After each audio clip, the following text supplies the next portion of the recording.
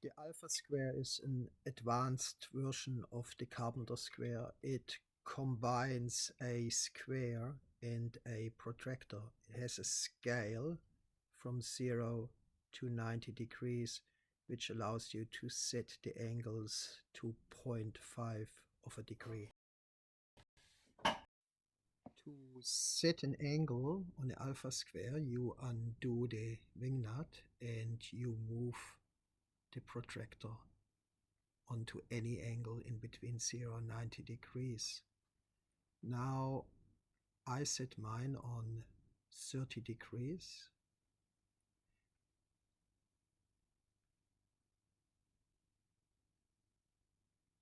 You tighten the nut. Now that allows you now, if the roof pitch is 30 degrees, you can mark every horizontal and vertical line on the rafter using the two legs of the protractor. Setting of 30 degrees, your Birdmouth for example, can be all marked out using the Alpha Square on that setting. Square helps you to mark out your rafters. I set up a little model here. It's meant to show the top of your top plate, top of your frames down there, and the ridge beam up there. So that piece here will mimic the rafter. If I put that one on to the existing rafter, lining the vertical line up, which gives me then the roof angle, which is 30 degrees. Right, to mark the Birdmouth, I put one mark up here for the vertical line of the Birdmouth and the second one down there, which is the vertical line of my Birdmouth. Right, we've got the vertical line for the Birdmouth up here at the ridge beam. Alpha Square at 30 degrees. We mark the vertical line, which is that one here. The depth of the Birdmouth, it's a 90mm rafter, so let's have a 25mm deep Birdmouth, which means from the top I come 65mm down.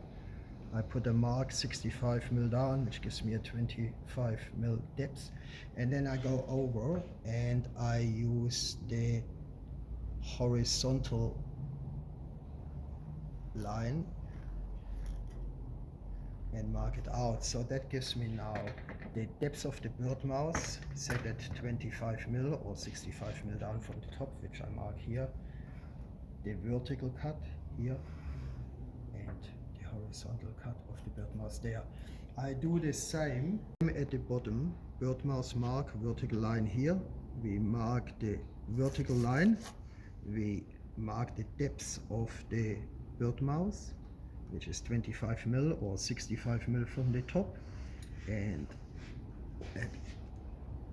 then the horizontal line, which is here. I mark it out, so we cut the horizontal line here and the vertical one here. So all your lines, all your marks for the Birdmouth are marked out on one setting. You can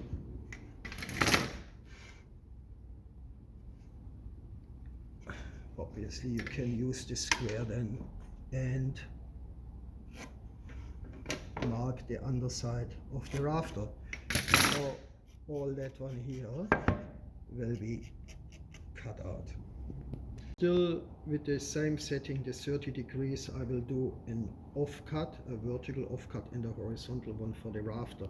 So I just make that now 150mm.